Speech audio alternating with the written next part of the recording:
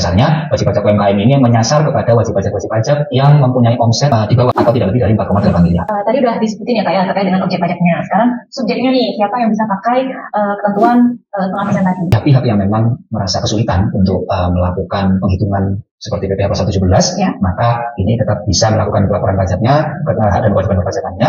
Tapi tetap itu tidak boleh dipaksa, maka dari itu kalau memang yang mau pakai, kalau yang enggak ya kita pakai tarif umum.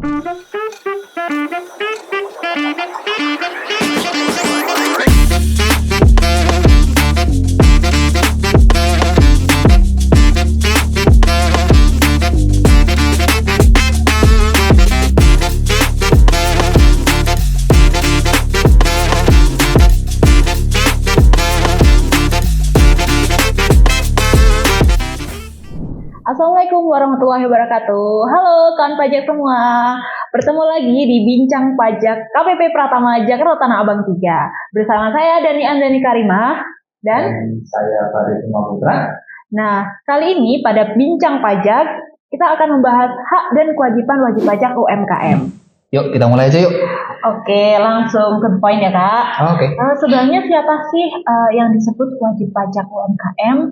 Memangnya kalau usaha kecil juga harus bayar pajak? Oke.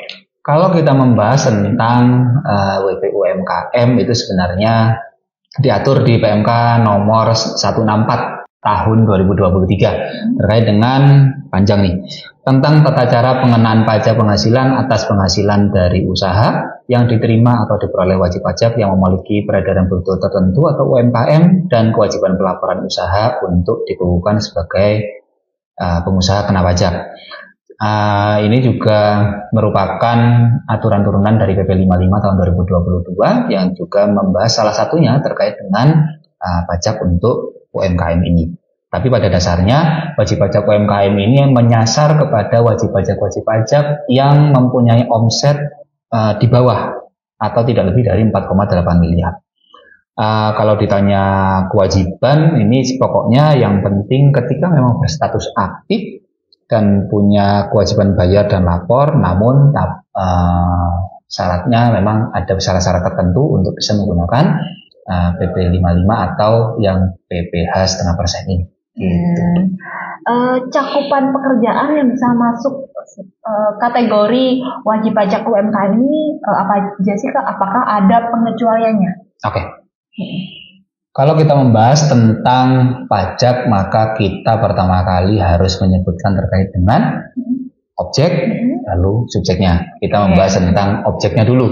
Apa sih cakupannya? Jadi kalau untuk 0,5% ini, sebelum masuk ke sana kita harus membahas tentang jenis-jenis penghasilan dulu. Kalau jenis-jenis penghasilan kan kita pengelompokannya yang pertama adalah penghasilan dari pekerjaan dalam hubungan kerja dan pekerjaan bebas.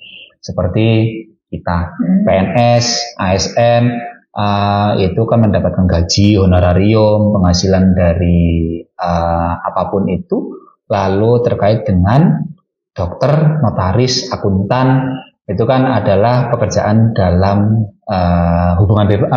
pekerjaan bebas. Lalu yang kedua terkait dengan penghasilan dari usaha dan kegiatan, seperti kita misalkan toko kelontong atau misalkan laundry. Nah, itu kan sebenarnya penghasilan dari usaha dan kegiatan. Lalu yang ketiga terkait dengan penghasilan dari modal yang berupa harta gerak maupun harta tak gerak seperti bunga, dividen, royalti, sewa. Lalu yang selanjutnya adalah penghasilan lain-lain seperti pembebasan utang dan hadiah. Namun kalau kita mau membahas tentang PP 55 atau PPh 0,5%, maka yang kita bahas hanya terkait dengan penghasilan dari usaha. Tapi penghasilan dari usaha apakah semuanya masuk? Enggak. Ketika memang masuk di dalam pengecualian, yang pertama terkait dengan jasa sehubungan dengan pekerjaan bebas, lalu penghasilan yang didapatkan dari luar negeri, lalu yang ketiga terkait dengan misalkan yang sudah dikenakan PPh final, misalkan sewa tanah dan atau bangunan, itu kan sudah dikenakan final, karena sifatnya 0,5% ini juga final, maka tidak bisa dikenakan ke yang sudah dikenakan PPh final. Lalu yang selanjutnya adalah tentu saja penghasilan yang dikecualikan sebagai objek pajak. Itu. Tadi udah disebutin ya Kak ya terkait dengan objek pajaknya. Sekarang subjeknya nih, siapa yang bisa pakai ketentuan 0,5% tadi? Kalau kita membahas tentang subjek, subjek ini kan sebenarnya paling gampang itu kita bagi menjadi orang pribadi dan badan usaha. Kalau untuk orang pribadi ya sebenarnya orang pribadi yang melakukan usaha, maka ini bisa untuk menggunakan PPh 0,5% ini. Namun kalau untuk badan usaha memang ada beberapa pengecualian gitu. Jadi untuk PT ini bisa, CV, firma, koperasi, bumdes itu sebenarnya bisa. Nah ya kalau misalkan koperasi, ya itu juga bisa. Tapi kalau untuk misalkan BUT itu kan karena memang sudah lebih kompleks, maka tidak bisa menggunakan PPh yang 0,5% ini. Gitu. Oke. Berarti kalau sudah memenuhi syarat tadi ya, objeknya, subjeknya, wajib pakai tarif 0,5% ini enggak? Oke. Kalau kita mau membahas apakah wajib apa enggak, mungkin akan aku tambahkan lagi tadi sebelum lupa, bahwa kalau WP sudah memilih untuk menggunakan tarif umum, maka tidak bisa menggunakan 0,5% lagi ya. Oke. Tadi menyebutkan terkait dengan harus apa enggak. Nah, ini juga berkaitan dengan yang tadi. Kalau orang pribadi atau badan memang mau untuk menggunakan PPh dengan tarif umum, itu sebenarnya juga boleh, karena BP itu tidak boleh dipaksa untuk menggunakan PPh yang 0,5%, karena kembali lagi prinsipnya PPh yang 0,5% ini adalah menjaga supaya pihak-pihak yang memang merasa kesulitan untuk melakukan penghitungan seperti PPh pasal 17, maka ini tetap bisa melakukan pelaporan pajaknya, hak dan kewajiban perpajakannya, tapi tetap itu tidak boleh dipaksa. Maka dari itu kalau memang yang mau pakai, kalau yang enggak ya kita pakai tarif umum. Oke. Kalau misalnya Kak, aku jadi pengguna PPh 0,5% tadi, terus apa sih Kak kewajibannya? Apakah harus lapor tiap bulan, cuma bayar saja? Soalnya ini kayak ribet nih kalau harus lapor tiap bulan. Oke. Kalau kita membahas tentang kewajiban itu paling gampang kita bagi menjadi 2, bayar, lapor. Itu dulu. Kalau untuk bayar, maka kita harus melakukan pembayaran ketika memang ada omsetnya. Kalau memang sedang tutup setelah 1 bulan misalkan, nggak ngapa-ngapain, nggak melakukan usaha karena memang misalkan pulang kampung, ini kan memang sebenarnya tidak ada yang harus dilakukan pembayaran. Tapi kalau memang misalkan ada omset, ya maka silakan untuk melakukan pembayaran 0,5% dari omset atau peredaran bruto ya. Peredaran bruto itu sebelum dikurangi dengan biaya-biaya gitu. Nah, tapi ketika pembayarannya sudah mendapatkan NPTN, nah, maka kewajiban pelaporan untuk SPT masanya hilang, begitu. Nah, lalu kalau untuk SPT masa seperti itu ya, gambaran besarnya seperti itu. Tapi untuk SPT tahunan, ketika memang NPWP-nya masih aktif, maka tetap harus melakukan pelaporan SPT tahunan, baik OP ataupun badan. Berarti kalau sudah tahu nih omset per bulannya berapa, langsung aja ya Kak dikalikan dengan 0,5% tadi ya. Oke. Terkait dengan penghitungan ya, gitu ya. Kalau untuk penghitungan sebenarnya kalau untuk badan betul. Jadi misalkan di Januari itu PTA mendapatkan penghasilan 100 juta misalkan. Ya berarti langsung dikenakan 0,5% dikalikan 100 juta, itu dilakukan pembayaran untuk di bulan Januari. Lalu di bulan Februari misalkan karena Imlek omset meningkat pesat. Nah ini tetap harus melakukan pembayaran untuk yang 200, misalkan 300 juta tadi, 300 juta dikalikan dengan 0,5%. Nah ini fluktuatif mengikuti. Nah ini untuk badan. Tapi kalau untuk OP kembali lagi demi kemudahan dan juga keadilan sebenarnya. Jadi untuk OP ini memang ada batas seperti PTKP. Ya, kita membahas tentang penghasilan tidak kena pajaknya. Jadi omset itu ditunggu sampai di atas 500 juta dulu, ya, baru dikenakan pajak. Misalkan saya live Shopee misalnya. Live Shopee untuk bulan 1 masih 100 juta. Ini berarti karena memang di bawah 500 juta, ini memang tetap tidak harus melakukan pembayaran dan juga pelaporan. Tapi misalkan di bulan Mei bulan Mei omset saya kalau di total dari Januari sampai dengan Mei ternyata sudah 550. Maka yang dikenakan adalah mulai dari yang 50 jutanya saja. Dan ini berlaku terus sampai dengan Desember. Gitu. Jadi 500 juta ini sebagai pengurang gitu ya? Yes, betul. Ini beda lagi nih pertanyaannya nih. Kalau misalnya ada beberapa cabang atau satu keluarga, suami istri punya usaha masing-masing dan suami istri memilih kewajiban pajakannya secara terpisah atau pisah harta. Ini bagaimana Kak? Oke. Baik badan maupun orang pribadi kan memang sebenarnya bisa saja mempunyai tenan di tempat lain, misalkan baik di di kota yang sama ataupun kota yang lain. Itu juga sebenarnya bisa. Nah, untuk pengenaan perpajakannya misalkan yang untuk menentukan 500 jutanya, maka ya semuanya itu digabung.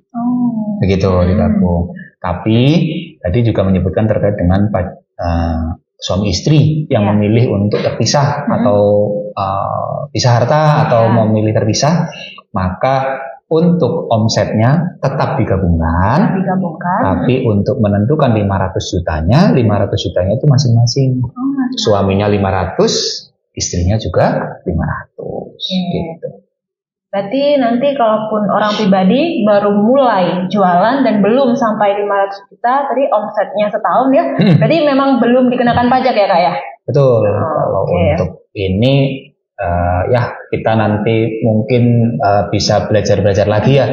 Yang penting adalah pencatatannya rapi supaya nanti kita misalkan ada pegawai pajak yang menanyakan, kok nggak bayar dari bulan Januari sampai dengan bulan tertentu, ini bisa untuk menunjukkan bahwa saya masih belum di atas 500 juta. Apakah ada batas waktu penggunaan tarif UMKM atau 0,5% ini Kak? Kalau untuk batas waktu, sebenarnya batas waktu itu kita bagi menjadi 3. Jadi ada yang 7 tahun, ada yang 3 tahun, ada yang 4 tahun. Kalau untuk orang pribadi itu adalah 7 tahun. Kalau untuk badan usaha kita bagi 2. PT jangka waktunya adalah 3 tahun. Tapi untuk CV, firma, koperasi, BUMDes atau bersama dan PTOP itu jangka waktunya adalah 4 tahun. Nah, masalah muncul nih biasanya WPWP. 7 tahun, 4 tahun, 3 tahun itu dihitung dari mana gitu. Nah, kalau untuk menghitungnya sebenarnya kita melihat dari berlakunya PP 23 tahun 2018. Kalau sudah mempunyai NPWP sebelum tahun 2018, maka untuk 7 tahun, 3 tahun, 4 tahunnya dihitung dari tahun pajak 2018.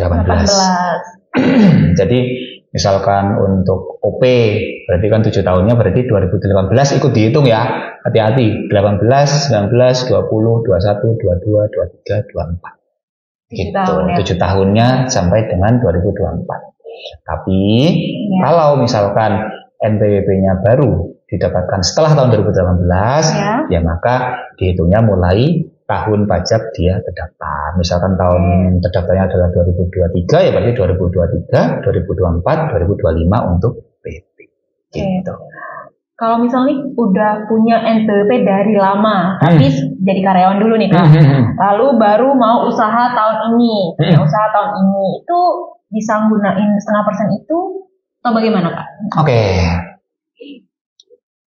Seperti yang disampaikan tadi di awal, bahwa sebenarnya kita melihatnya itu dari mana sih? Dari tahun terdaftar. begitu. Jadi ketika memang terdaftarnya misalkan tahun 2018 ya, 2018, lalu tahun 2005 misalkan, oh baru nih, aku kok kepikiran ya buka-buka, aku ingin buka laundry nih, gitu misalkan. Uangnya cukup, kita buka laundry. Nah, karena sudah sampai dengan tahun 2024 ini sudah terdaftar 7 tahun, maka untuk mulai tahun 2025, walaupun memang saya kan baru pertama kali mau jalan, ini tetap tidak bisa menggunakan PPh yang 0,5%. Gitu ya kayak. Bagaimana nih jika ada wajib pajak yang belum tahu dan sudah terlanjur melakukan pembayaran pajak 0,5%, gimana Kak? Apakah bisa? Oke. Kalau memang bisa dibuktikan, misalkan tadi nih ada, kita konfirmasi dulu ya, aku konfirmasi dulu. Ya ditanyakan apakah ini, kalau misalkan aku nggak tahu ada pengecualian untuk 500 jutanya gitu ya, maksudnya? Tadi yang 7 tahun tadi Kak. Oh, 7 tahun kan tadi sudah terlampaui nih. Terus 2025 harusnya dia tidak mendapatkan tarif 0,5% gitu kan Kak. Nah itu, tapi dia terlanjur bayar nih 0,5% itu. Gitu. Gimana itu Kak? Kalau memang dalam hal sudah tidak boleh menggunakan yang PP 55 yang 0,5%, lalu dia tetap melakukan, ini sebenarnya ada 2 yang harus dilakukan. Yang pertama adalah melakukan kewajiban perpajakan yang benar dulu, ya yang dari pajak yang pasal 17-nya itu dilakukan pembayaran dulu, lalu setelah itu, loh kan double kalau kayak gitu ya, takutnya kan kalau double uangnya nggak balik. Tenang saja bahwa uang yang terkait dengan tidak seharusnya membayar tapi sudah terlanjur untuk dibayarkan, kita ada mekanisme untuk pengembalian pajak yang seharusnya tidak berutang gitu. Aku pernah dengar nih Kak, ada yang namanya suket dan super nih. Ini apa ya Kak ya? Bedanya nih apa? Kalau untuk surat keterangan, suket itu surat keterangan, super adalah surat pernyataan gitu. Kalau bentuknya itu sebenarnya ada contohnya sih sebenarnya. Sebentar, saya takut lupa nih, takut salah kalau urusan UMKM ini. Kalau untuk surat keterangan itu sebenarnya ada di lampiran PMK 164 tahun 2023, ada di lampiran huruf F gitu, surat keterangan. Nah ini fungsinya buat apa sih sebenarnya? Ini dilakukan ketika kita melakukan transaksi dengan pemotong, gitu. Kalau kita transaksi sendiri kan kita bisa ngitung-ngitung sendiri ya. Oh di bawah 500 juta atau misalkan di atas 500 juta, aku tinggal ngitung-ngitung sendiri. Nanti dikurangi dengan 500 jutanya dulu, nanti aku bisa untuk membayar yang 0,5%-nya, gitu. Nah, tapi kalau untuk kewajiban dari si pemotong kan ada sendiri ya. Pemotong harus tetap melakukan pemotongan. Nah, kalau memang ada surat keterangan dan juga misalkan nanti di Cortex ya, sekarang kan kita sudah pakai Cortex. Di Cortex itu nanti muncul bahwa si WP UMKM tadi dikenakan 0,5% masih bisa, maka nanti di bagian jenis fasilitas nanti akan keluar pengguna PP 55 gitu. Nah, ini yang dibahas tentang terkait dengan surat keterangan. Tapi kalau untuk surat pernyataan ini fungsinya untuk mengecualikan yang tadi. Kan kalau kita hanya memberikan surat keterangan, kita jadi tidak dipotong PPh pasal 22, 23-nya, tapi kita 0,5%-nya. Nah, objeknya masih di bawah 500 juta tadi. Nah, ini kan hanya untuk OP ya.